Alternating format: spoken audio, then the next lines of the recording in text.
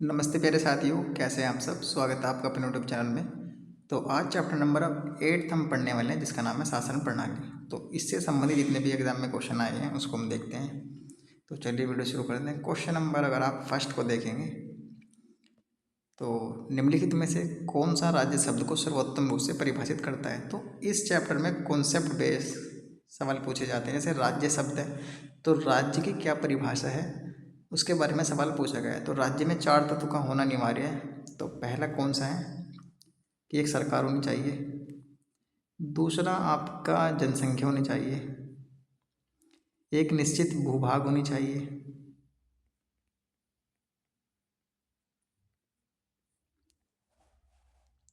ठीक है। तो सरकार आपकी होनी चाहिए, जनसंख्या आपकी होनी चाहिए, निश्चित सरकार आपकी होनी चाहिए। दूसरी बात इसमें क्या होनी चाहिए, एक संप्रभुता। संप्रभुता संप्रभुता का मतलब है कि किसी बाह्य व्यक्ति, संस्था, सरकार का उस पर नियंत्रण नहीं होना चाहिए। तो 4 तत्व राज्य शब्द में होने चाहिए। तो देखते हैं हम कि कौन सा उसका आंसर होने वाला है। तो पहला आप पढ़ेंगे, व्यक्ति को एक समुदाय जो बिना किसी बाह्य नियंत्रण के एक निश्चित भूभाग में स्थायी रूप से निवास करता है और जिसकी एक संगठित सरकार है। तो पहला अगर आप ऑप्शन पढ़ेंगे तो उसमें देखिए चारों तत्व आ गए कि हमने क्या बताया था आपको, एक सरकार होनी चाहिए उसमें, दूसरा जनसंख्या होनी चाहिए, जनसंख्या मतलब व्यक्तियों का समूह, तीसरा भूभाग होना चाहिए और चौथा हमने आपको बताया था संप्रभुता। संप्रभुता का मतलब है कि इस पर किसी बाह्य देश या संस्था का नियंत्रण नहीं होना चाहिए। तो इसमें देखिए 4th पॉइंट लिखा कि जो बिना किसी बाह्य नियंत्रण के एक निश्चित भूभाग में एक संगठित सरकार और व्यक्तियों का समुदाय। तो इसका जो आंसर हुआ वो ए इसका राइट आंसर है। अभी हम बी, सी और डी को भी पढ़ेंगे कि क्या वे इसके आंसर हो सकते हैं या नहीं। तो बी को आप पढ़ेंगे कि एक निश्चित भूभाग के राजनीतिक रूप से संगठित लोग जो स्वयं पर शासन करने, कानून और व्यवस्था को बनाए रखने और अपने नैसर्गिक अधिकारों की रक्षा तथा अपनी जीविका के साधनों को सुरक्षित रखने का अधिकार रखते हैं। तो ये तो आपका गलत है, क्योंकि राज्य के जो 4 तत्व हैं वो बी ऑप्शन में पूरे नहीं होते हैं। सी को देखेंगे, बहुत से व्यक्ति जो एक निश्चित भूभाग में बहुत लंबे समय से अपनी संस्कृति, परंपरा और शासन व्यवस्था के साथ रहते हैं। तो इसमें ना तो सरकार आया है और ना ही आपका संप्रभुता शब्द कोई आया है। आप डी पढ़ेंगे, एक निश्चित भूभाग में स्थायी रूप से रह रहा समाज जिसके एक केंद्रीय प्राधिकारी तथा केंद्रीय प्राधिकारी के प्रति उत्तरदायित्व कार्यपालिका और स्वतंत्र न्यायपालिका हो। तो डी भी आपका गलत है, क्योंकि ये 4 तत्व इसमें होना जरूरी है। पहला सरकार, दूसरा जनसंख्या, तीसरा भूमि मतलब, और चौथा आपका क्या होना चाहिए, संप्रभुता। तो उसको हम देखते हैं एक बार। आंसर आपने ये देखा। तो राज्य शब्द एक राजनीतिक संस्था या संगठन को संदर्भित करता है जिसका तात्पर्य एक निश्चित भूभाग। तो ये पहला पॉइंट है। दूसरा क्या है कि संप्रभुता, जिसकी एक संगठित सरकार हो और वह अपने आंतरिक एवं वैदेशिक मामलों के संदर्भ में बाह्य नियंत्रण से मुक्त हो। तो बाह्य नियंत्रण का मतलब क्या है, संप्रभुता। वस्तुतः राज्य के मूलभूत प्रमुख तत्व हैं। तो 4 तत्व हैं। तो 4 तत्व आप ध्यान रखना कि सबसे पहले कि जनसंख्या होनी चाहिए, व्यक्ति जनसंख्या, दूसरा सरकार होनी चाहिए, तीसरा एक भूभाग होना चाहिए, निर्धारित सीमांकन वाला भूभाग, और चौथा आपका संप्रभुता। संप्रभुता का मतलब क्या है कि उस पर किसी भी बाह्य संस्था, देश का नियंत्रण नहीं होना चाहिए, वो स्वतंत्र होना चाहिए। किसी भी राज्य को अनिवार्य तत्व संप्रभुता होती है। इसके बिना कोई भी राज्य राज्य की श्रेणी में नहीं आता है। अगला क्वेश्चन देखते हैं। क्वेश्चन नंबर 2 को अगर आप देखेंगे, निम्नलिखित में से कौन सा राज्य का सबसे महत्वपूर्ण तत्व है। तो इसका जो राइट आंसर है वो संप्रभुता। संप्रभुता इसका राइट आंसर है। देखिए ये जो पूरा चैप्टर है कॉन्सेप्ट बेस है। अगर आपको शासन प्रणाली का जो कॉन्सेप्ट आपको पता है कि संसदीय व्यवस्था किसे कहते हैं, राष्ट्रपति सिस्टम जो प्रेसिडेंशियल सिस्टम होता है उसे किसे कहते हैं, संसाधनों की व्यवस्था, संप्रभुता का मतलब, अगर ये सब चीज़ें आपको क्लियर हैं तो ही आप इनके आंसर कर पाएंगे। तो आप पहले सेकंड क्वेश्चन पढ़ेंगे, निम्नलिखित में से राज्य का कौन सा तत्व महत्वपूर्ण है। तो संप्रभुता। राज्य के 4 आवश्यक तत्व होते हैं, जनसंख्या, भूभाग, सरकार और संप्रभुता। राज्य के इन चारों तत्व में संप्रभुता सबसे महत्वपूर्ण तत्व है। संप्रभुता के बिना कोई राज्य अंतर्राष्ट्रीय दृष्टि से राज्य नहीं रह सकता। तो उसका राइट आंसर हो सी। आगे बढ़ते हैं, क्वेश्चन नंबर 3 को देखेंगे कि भारत की संप्रभुता के संबंध में निम्नलिखित में से कौन सा कथन सही है। तो ए आप पढ़ेंगे, भारत राष्ट्रमंडल का सदस्य है। तो हाँ, ये बात ठीक है। राष्ट्रमंडल का मतलब है जो ब्रिटिश उपनिवेश रहे थे, तो बाद में जब स्वतंत्र हो गए थे राष्ट्रमंडल के मेंबर भी बने। बस उसका मतलब इतना ही है कि एक मेंबर है, ना कि ब्रिटेन का भारत पर कोई नियंत्रण है। ठीक है, उससे हमारी संप्रभुता कोई कम नहीं होती। तो आप सेकंड पढ़ेंगे कि राष्ट्रमंडल की सदस्यता के कारण भारत की संप्रभुता कम हो जाती है। तो सेकंड आपका गलत है कि संप्रभुता बिल्कुल भी कम नहीं होती। हम अपने आंतरिक और बाह्य मामले में स्वतंत्र है। तो उसका राइट आंसर होगा ए। आगे बढ़ते हैं क्वेश्चन नंबर 4 की तरफ। भारत राष्ट्रमंडल का सदस्य है, लेकिन इसके कारण भारत की संप्रभुता कम नहीं होती है। राष्ट्रमंडल वास्तव में कोई वैधानिक संगठन नहीं है, बल्कि इसके सदस्यों के पारस्परिक सहयोग एवं सद्भावना पर आधारित संगठन है। राष्ट्रमंडल के सभी सदस्य राष्ट्र स्वतंत्र और समान है। ब्रिटिश सम्राट के प्रति निष्ठा जैसी कोई शर्त या आवश्यकता नहीं है। अगला क्वेश्चन है आपका, भारतीय संविधान में किस प्रकार की शासन प्रणाली की व्यवस्था की गई है। तो इसका जो राइट आंसर है वो संसदात्मक है। क्या भारत में अध्यक्षात्मक प्रणाली है? नहीं। अर्ध लोकतंत्रात्मक है? नहीं। क्या लोकतंत्रात्मक है? नहीं। तो हमारे यहाँ पर कौन सा सिस्टम काम करता है? संसदीयात्मक, क्योंकि हमारे पास संसद है। ठीक है, तो उसका जो राइट आंसर है सी। शासन प्रणाली की सामान्यतः 2 पद्धतियाँ होती हैं, संसदात्मक और अध्यक्षात्मक। भारत में ग्रेट ब्रिटेन का अनुसरण करते हुए संसदात्मक शासन व्यवस्था को अपनाया गया है। संसदात्मक शासन व्यवस्था में व्यवस्थापिका के सदस्य कार्यपालिका का गठन करते हैं तथा कार्यपालिका व्यवस्थापिका के प्रति उत्तरदायी होते हैं। यानी कि हमारे सामने जो लोकसभा है आपकी, लोकसभा से ही कार्यपालिका के मेंबर होते हैं और कार्यपालिका लोकसभा के प्रति ही उत्तरदायित्व होती है। संसदात्मक शासन व्यवस्था में कार्यपालिका विधायिका द्वारा नियंत्रित होती है। अब क्वेश्चन नंबर 5 को आप देखेंगे कि संसदात्मक शासन व्यवस्था में क्या काम होता है। तो मैंने आपको जैसे बताया है कि इसमें जो आपकी विधायिका से ही कार्यपालिका बनती है। ठीक है, कार्यपालिका का मतलब जो आपकी मंत्रिपरिषद होती है और मंत्रिपरिषद पर विधायिका का पूरा कंट्रोल होता है। तो अगर आप ऑप्शन पढ़ेंगे कि न्यायपालिका का कार्यपालिका पर नियंत्रण होता है, तो ये तो गलत है। न्यायपालिका कार्यपालिका पर नियंत्रण नहीं होता। कार्यपालिका का न्यायपालिका पर नियंत्रण होता है, गलत। कार्यपालिका का विधायिका पर नियंत्रण होता है, गलत। विधायिका का कार्यपालिका पर, हाँ, तो ये बात आपकी ठीक है, क्योंकि विधायिका का ही पार्ट होती है कार्यपालिका। तो सभी विधायिका जैसे गोल है पूरा, ये पूरा विधायिका है और इसके अंदर एक छोटा सा पार्ट ये कार्यपालिका है। ठीक है, तो लोग उसके माध्यम से आप समझ सकते हैं, गोला बनाकर ऐसे। अब क्वेश्चन नंबर 6 को आप देखेंगे कि संसदीय व्यवस्था वाली सरकार वह होती है जिसमें, देखिए अगर ये कॉन्सेप्ट आपका क्लियर है तो आसानी से कर सकते हैं। आप पढ़ेंगे ए, संसद के सभी राजनीतिक दलों का सरकार में प्रतिनिधित्व होता है, तो ये तो गलत है आपका। बी, सरकार संसद के प्रति उत्तरदायी होती है और उसके द्वारा हटाई जा सकती है, तो बी बात आपकी बिल्कुल ठीक है, क्योंकि जो सरकार होगी, जो मंत्रिपरिषद होगी, वो संसद के प्रति उत्तरदायी होती है और उसके द्वारा ही हटाई जा सकती है। आप सी पढ़ेंगे, सरकार लोगों के द्वारा निर्वाचित होती है और उनके द्वारा हटाई जा सकती है। क्या लोग हटाते हैं ऐसे? नहीं, तो ये गलत है। डी पढ़ेंगे, सरकार संसद के द्वारा चुनी जाती है किंतु निर्धारित समयावधि के पूर्ण होने से पूर्व हटाई नहीं जा सकती, तो ये गलत है, हटा सकते हैं। तो उसका जो राइट आंसर होगा बी। आगे बढ़ते हैं क्वेश्चन नंबर 7। तो संसदीय व्यवस्था वाली सरकार वह होती है जिसमें सरकार संसद के प्रति उत्तरदायी होती है, लोकसभा के प्रति, और उसके द्वारा हटाई जा सकती है। भारतीय संविधान ने संसदीय शासन व्यवस्था की स्थापना की है, इंग्लैंड की संसदीय प्रणाली का अंगीकरण है। इस व्यवस्था में कार्यपालिका विधायिका का ही भाग होता है। मैंने बताया कि ये विधायिका आपकी और इसका ही एक पार्ट है कार्यपालिका,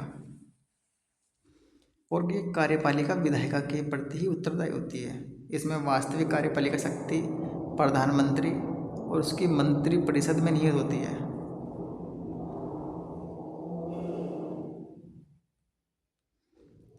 भारतीय संविधान के अनुच्छेद 75(3) के अनुसार मंत्रिपरिषद लोकसभा के प्रति सामूहिक रूप से उत्तरदायी होती है। तो ये देखा। क्वेश्चन नंबर 7 को आप देखेंगे, सर्वप्रथम संसदात्मक सरकार किस देश में प्रारंभ की गई थी? तो आपको पता है यूके में, यूनाइटेड किंगडम, ब्रिटेन में।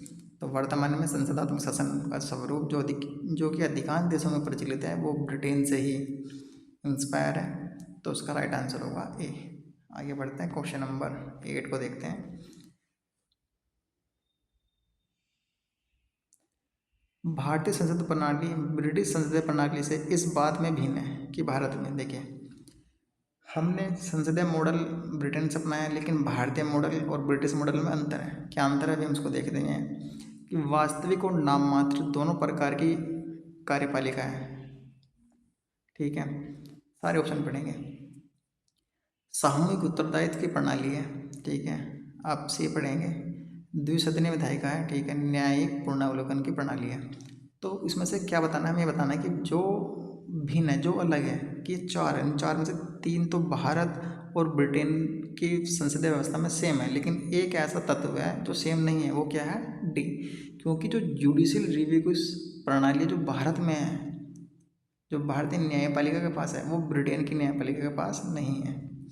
ठीक है, तो उसका जो राइट आंसर होगा डी, क्योंकि वहाँ की न्यायपालिका कानून में जो लिखा है उसको चेक नहीं कर सकती, उसकी प्रक्रिया को चेक कर सकती है कि वो ठीक से पारित हुआ है नहीं। लेकिन भारत में क्या है कि उसकी प्रक्रिया को भी चेक करी और कानून में कुछ ऊट पटांग बात तो नहीं लिखी है, उसको भी चेक करी।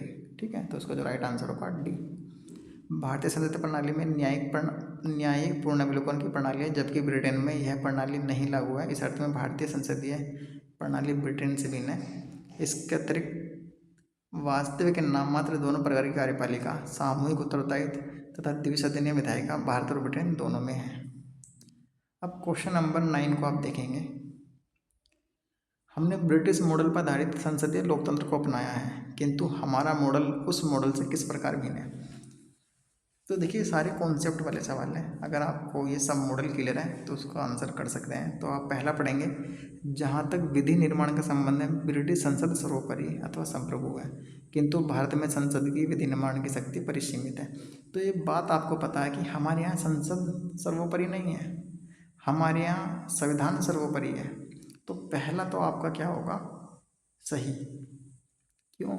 इसमें लिखा कि जहाँ तक विधि निर्माण का संबंध है, ब्रिटिश संसद सर्वोपरि अथवा संप्रभु है, किंतु भारत में संसद की विधि निर्माण की शक्ति परिसीमित है। ठीक है, अब हमें क्या बताना है कि किस प्रकार भिन्न है। तो पहला तो ठीक है, आगे बढ़ते हैं।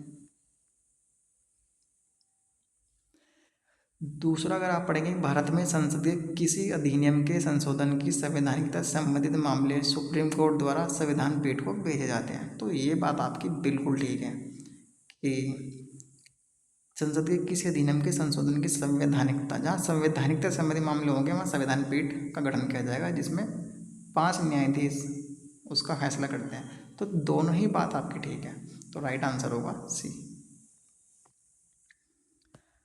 अब थोड़ा सा एक्सप्लेनेशन को एक बार हम देखते हैं।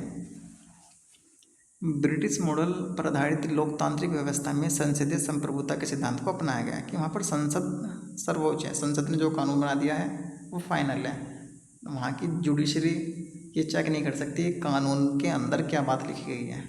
ठीक है, तथा वहाँ संसद ही सर्वोच्च विधि प्राधिकारी है जो किसी विधि का सर्जन या किसी विधि का समापन कर सकती है। दूसरी ओर भारतीय मॉडल में संवैधानिक सरकार, कॉन्स्टिट्यूशनल गवर्नमेंट की व्यवस्था है, जिसके तहत संसद की विधि निर्माण की शक्ति लिखित संविधान द्वारा सीमित है। ठीक है, तो ये बात ध्यान रखना है। और केशवानंद भारतीय बात बहुत इंपॉर्टेंट 1973 में हुआ था। ऐतिहासिक निर्णय में सुप्रीम कोर्ट ने हालांकि संसद के संविधान में संशोधन की शक्ति को स्वीकार किया, लेकिन यह भी निर्धारित किया कि संविधान की मूल संरचना या मूल ढांचे में परिवर्तन करने वाला कोई संशोधन संसद द्वारा नहीं किया जा सकता। तो एक ठीक है। अब जो दूसरा है, इसको ध्यान रखना है, आर्टिकल 145(3). तो 145 में क्या प्रोविजन है उसको हम पढ़ते हैं। संसद के किसी अधिनियम के संशोधन की संवैधानिकता से संबंधित मामले सुप्रीम कोर्ट द्वारा संविधान के अनुच्छेद 145 क्लॉज 3 के तहत गठित किए जाने वाले संविधान पीठ को भेजे जाते हैं, जिसमें 5 मेंबर होते हैं। अनुच्छेद 145(3) में प्रावधान है कि जिस मामले में संविधान के निर्वचन के बारे में विधि का कोई महत्वपूर्ण प्रश्न सम्मिलित है, उसका विनिश्चय करने के प्रयोजन के लिए बैठने वाले न्यायाधीशों की संख्या 5 होनी चाहिए। तो आप ये ध्यान रखिए कि 145 क्लोज 3 में ही संवैधानिक पीठ का प्रावधान है। ठीक है, तो उसका राइट आंसर होगा सी। आगे बढ़ते हैं, क्वेश्चन नंबर 10 को देखते हैं। निम्नलिखित में से कौन सी भारतीय संविधान की विशेषता नहीं है? तो संसदात्मक सरकार, स्वतंत्र न्यायपालिका, संघीयात्मक सरकार, अध्यक्षात्मक सरकार। तो उसका राइट आंसर होगा बी, ये विशेषता नहीं है। अध्यक्षात्मक सरकार भारतीय संविधान की विशेषता नहीं है, जबकि संसदात्मक सरकार, संघीयात्मक सरकार, स्वतंत्र न्यायपालिका भारतीय संविधान की विशेषता है। अगला क्वेश्चन है कि भारतीय राजनीति पद्धति के बारे में निम्न में से कौन सा सही नहीं है? तो भारत एक धर्मनिरपेक्ष राज्य है, तो है। संसदीय पद्धति की सरकार भी है, संघीय नीति भी है। क्या राष्ट्रपतीय पद्धति की सरकार है? नहीं। तो उसका राइट आंसर होगा डी। आगे बढ़ते हैं क्वेश्चन नंबर 12 की तरफ। अब क्वेश्चन नंबर 12 को आप पढ़ेंगे, भारत में संसदीय प्रणाली की सरकार है क्योंकि लोकसभा जनता द्वारा प्रत्यक्ष रूप से निर्वाचित होती है, संसद संविधान का संशोधन कर सकती है, राज्यसभा को भंग नहीं किया जा सकता, मंत्रिपरिषद लोकसभा के प्रति उत्तरदायी होती है। तो संसदीय प्रणाली की क्या विशेषता है? तो मंत्रिपरिषद आपकी लोकसभा के प्रति उत्तरदायी होती है, तो उसका राइट आंसर होगा डी। भारत में संसदीय प्रणाली की सरकार है क्योंकि मंत्रिपरिषद लोकसभा के प्रति उत्तरदायी होती है। संसदीय शासन प्रणाली को मंत्रिमंडलीय व्यवस्था भी कहा जाता है। इस शासन व्यवस्था में संसद विधि निर्माण की सर्व संस्था होती है तथा कार्यपालिका अपने सभी कार्यों के लिए संसद के प्रति उत्तरदायी होती है। कार्यपालिका सदस्य संसद के सदस्य होते हैं। अब नेक्स्ट क्वेश्चन को देखते हैं हम कि संसदीय स्वरूप के शासन का प्रमुख लाभ क्या है। देखिए, सब कॉन्सेप्ट पे बेस सवाल ये हैं। आप पहला पढ़ेंगे, कार्यपालिका और विधानमंडल दोनों स्वतंत्र रूप से कार्य करते हैं। बी पढ़ेंगे आप, यह नीति को निरंतरता प्रदान करता है और यह अधिक दक्ष है। कार्यपालिका विधानमंडल के प्रति उत्तरदायी बनी रहती है। और डी, सरकार के अध्यक्ष को निर्वाचन के बिना नहीं बदल सकता। तो उसका जो राइट आंसर है, जो सबसे बेस्ट आंसर है वो है सी, हमें बेस्ट ढूंढना है। जबकि ए भी ठीक है, आपकी कार्यपालिका और विधानमंडल दोनों स्वतंत्र रूप से कार्य करते हैं। कि हमें बताना कि जो प्रमुख, जो मेन बेनिफिट है उसका क्या है, वो ये है कि जो आपकी कार्यपालिका है वो विधानमंडल के प्रति उत्तरदायी रहेगी।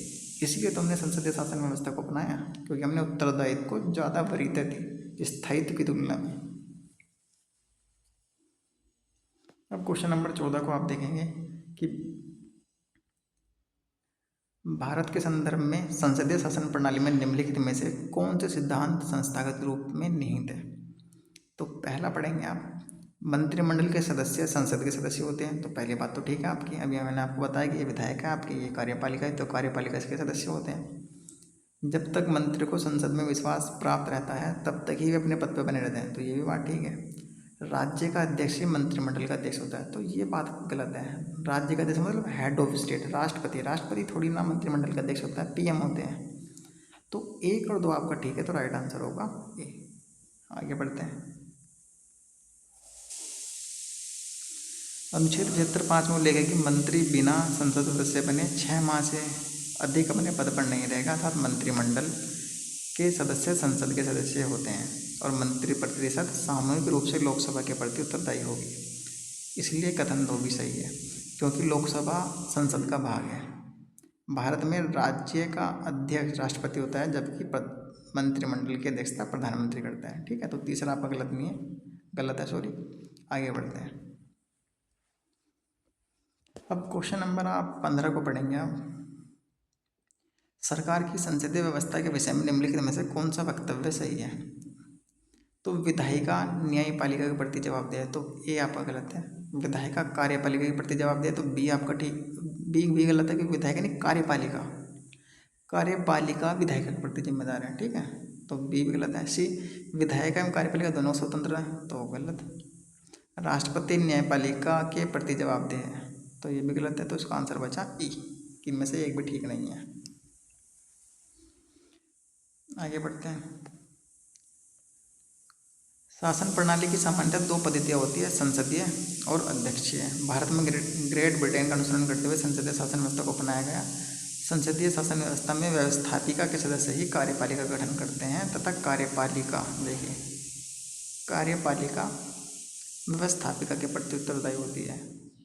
संसदात्मक शासन प्रणाली में कार्यपालिका विधायिका द्वारा नियंत्रित होती है तथा न्यायपालिका कार्यपालिका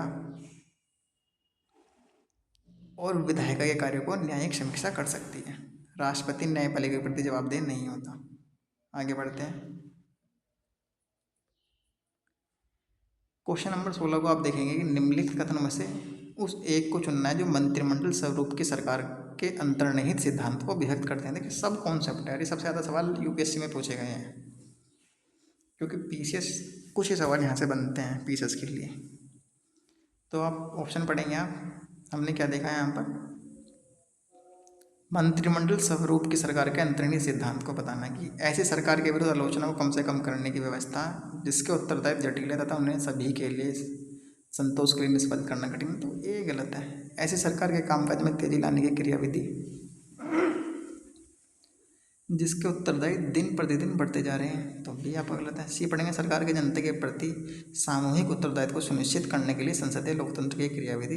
डी उस शासन अध्यक्ष के हाथों को मजबूत करने का एक साधन जिसका जनता पर नियंत्रण ह्रासोन्मुख दिशा में है। तो सी डी में से आप देखेंगे सी इसका बिल्कुल राइट आंसर है, क्योंकि सरकार के जनता के प्रति सामूहिक उत्तरदायित्व को सुनिश्चित करना है। ठीक है, तो इसका राइट आंसर है सी। आगे बढ़ते हैं। अब जो नेक्स्ट क्वेश्चन आपका, राष्ट्रपति पद्धति में समस्त कार्यपालिक शक्ति किस में निहित होती है? तो आपको पता है कि राष्ट्रपति में होती है, तो राइट आंसर होगा ए। अब जो नेक्स्ट क्वेश्चन है कि भारत में राजनीतिक व्यवस्था के मूलभूत लक्षण है, तो यह एक लोकतांत्रिक गणतंत्र है, तो ठीक है। इसे संसदात्मक रूप की सरकार है, तो दूसरा भी ठीक है। सर्वोसत्ता भारतीय जनता में नहीं था, ये ठीक है। यह एक एकीकृत शक्ति को प्रावधान करती है, तो एकीकृत शक्ति किसी में नहीं है, तो 1 2 3 की शक्ति का तो विभाजन है कार्यपालिका विधायिका न्यायपालिका में, तो 1 2 3 इसका राइट आंसर होगा बी।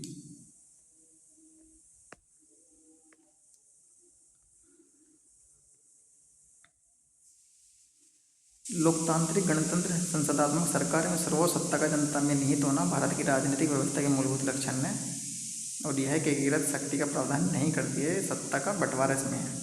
अब नेक्स्ट क्वेश्चन को पढ़ते हैं कि निम्नलिखित कथन पर विचार करना है और इसमें से क्या बताना है कि कौन सा कथन सही है। तो आप पहला पढ़ेंगे, भारत एक लोकतांत्रिक राज्य व्यवस्था है, ठीक है। भारत एक प्रभु सत्ता संपन्न राज्य है, हमें पता है। प्रस्तावना पढ़ेंगे तो लिखा हुआ है भारत में लोकतांत्रिक समाज है।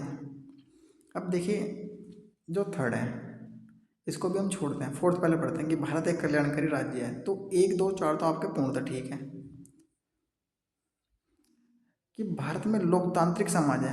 लोकतांत्रिक समाज है, सरकार है। समाज लोकतांत्रिक अगर हो जाता तो क्या समाज में जो विद्यमान विसंगतियाँ हैं, बहुत सारी कुरीतियाँ हैं, तो क्या वे होती? वे तो आज भी विद्यमान है। तो 1 2 4 तो आपका ठीक है कि भारत में लोकतांत्रिक समाज है। तो तीसरा तो आपका मेरे ख्याल से आंसर नहीं होना चाहिए, आप मुझे कमेंट करके बताना। तो 1 2 4, तो 1 2 4 आप देखेंगे तो ए सी बी किसी में नहीं है, केवल डी बचा, तो हम डी आंसर लगा देंगे। ठीक है, तो मेरे हिसाब से भारत में लोकतांत्रिक समाज, लोकतांत्रिक का मतलब क्या है कि समाज में परिवार रहते हैं, परिवार में लोकतांत्रिक व्यवस्था है नहीं। कहाँ है डिसीजन? तो पितृसत्तात्मक समाज है हमारा, लोकतांत्रिक कहाँ बचा? तो उसका आंसर हमने डी लगा दिया। आगे बढ़ते हैं क्वेश्चन नंबर 20 पे। निम्नलिखित में से कौन सी विशेषता भारतीय राजतंत्र की नहीं है? तो एक संविधान संगत सरकार, ठीक है। विधि का शासन हमारे यहाँ है। लोकतांत्रिक सरकार, सत्तावादी सरकार, तो डी इसका राइट आंसर होगा डी। नेक्स्ट क्वेश्चन है, केंद्र सरकार और राज्य सरकार को प्राधिकार प्राप्त होते हैं, तो संविधान से प्राप्त होते हैं, ये इसका राइट आंसर है।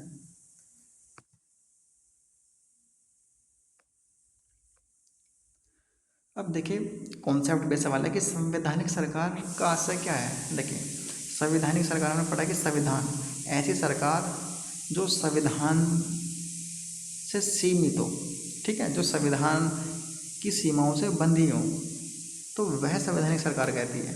तो ये पढ़ेंगे, किसी राष्ट्र की परिसंघीय संरचना वाली एक प्रतिनिधि सरकार, कोई सरकार जिसके प्रमुख के पास नाम मात्र शक्तियाँ हों, कोई सरकार जिसके प्रमुख के पास वास्तविक शक्तियाँ हों। तो डी अगर आप पढ़ेंगे, आप कोई सरकार जो संविधान की सीमाओं से बंधी हो, तो उसका जो राइट आंसर होगा वो डी इसका राइट आंसर है। आगे बढ़ते हैं, क्वेश्चन नंबर 23 को देखते हैं।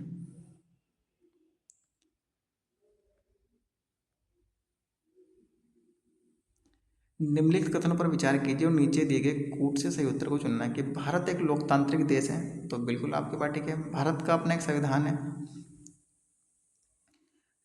तो ए और आर दोनों ठीक है, हम देखते हैं कि इनमें क्या कोई संबंध डिफाइन होता है, नहीं। तो भारत एक लोकतांत्रिक देश है, इसलिए भारत का अपना एक संविधान है।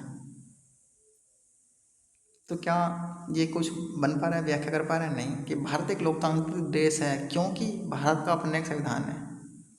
तो इसका आंसर भी होगा, ये और दोनों सही है, लेकिन आर की सही व्याख्या नहीं करता है। आगे बढ़ते हैं।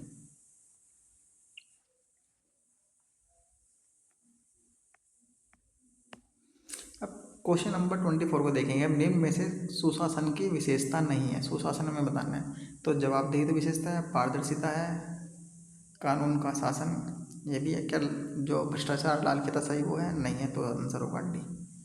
अब वेलफेयर स्टेट है, डीपीएसपी में बात की है वेलफेयर स्टेट की, तो उसका उद्देश्य क्या है? अधिकतम संख्या का अधिकतम कल्याण, तो गलत है। कमजोर वर्गों के कल्याण का मैनेज करना, तो 20 का राइट आंसर होगा, 20 का राइट आंसर है। आगे बढ़ते हैं।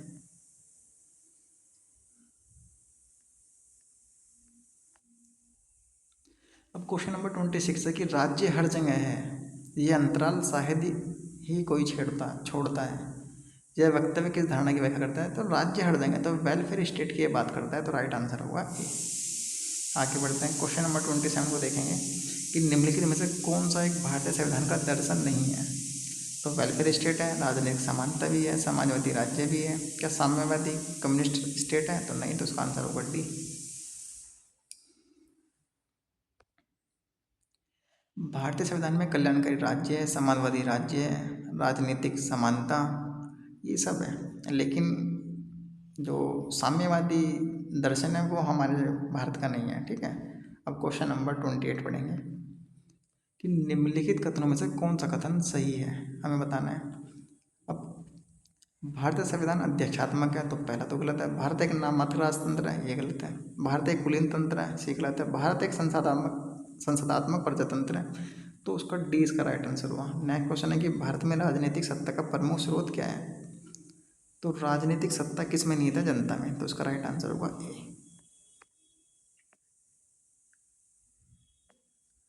अब क्वेश्चन नंबर 30 को आप देखेंगे कि निम्नांकित में से कौन एक अध्यक्षात्मक शासन प्रणाली का आधारभूत तत्व है? तो संविधान की कठोरता, तो ये गलत है आपका। एकल कार्यपालिका व्यवस्था की सर्वोच्चता, अवशिष्ट अधिकार राज्य के पास होना, तो एकल कार्यपालिका, तो उसका राइट आंसर होगा बी। आगे बढ़ते हैं। क्वेश्चन नंबर 31 को देखेंगे कि निम्नलिखित में से कौन सा कथन सही है? अध्यक्षात्मक शासन प्रणाली की विशेषता है, तो अध्यक्षात्मक का मतलब एकीकृत, तो कार्यकारिणी का प्रमुख राष्ट्रपति होता है, तो पहली बात ठीक है आपकी। राष्ट्रपति अपने मंत्रिपरिषद का चयन स्वयं करता है, ये भी ठीक है। राष्ट्रपति व्यवस्थापिका को भंग नहीं कर सकता, तो ये भी ठीक है। तो इसका जो राइट आंसर है वो डी की सभी तथ्य प्रोक्त ठीक है। आगे बढ़ते हैं। क्वेश्चन नंबर 32 को आप देखेंगे कि प्रेसिडेंशियल सिस्टम का उदय सर्वप्रथम किस देश में हुआ? तो आपको पता है यूनाइटेड स्टेट ऑफ अमेरिका, तो राइट आंसर होगा डी। और पार्लियामेंट्री सिस्टम यूके, ब्रिटेन।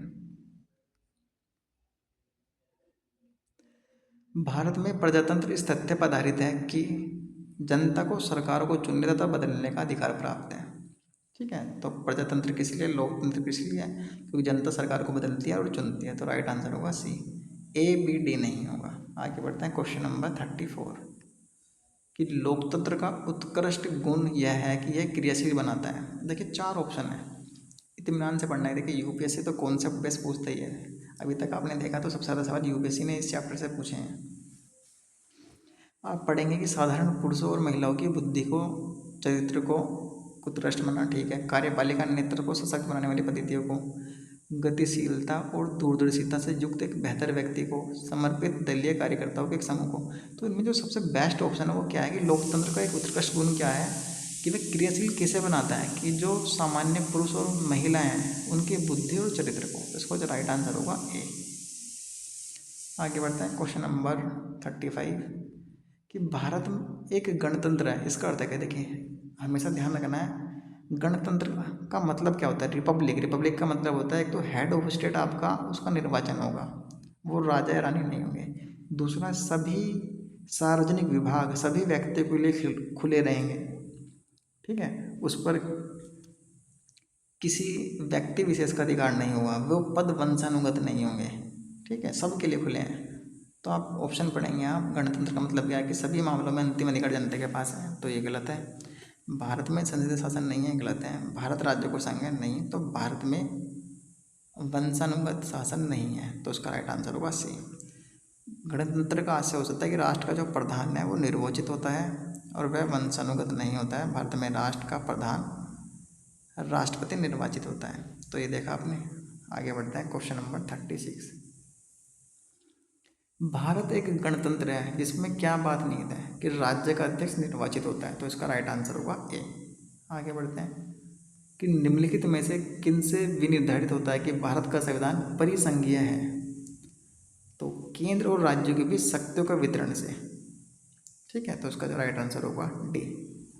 आगे बढ़ते हैं, भारतीय संविधान कैसा है, तो आपको पता है कि लचीला भी और कठोर भी, इन दोनों का मिश्रण है, तो इसका जो राइट आंसर होगा अंशतः कठोर और अंशतः लचीला।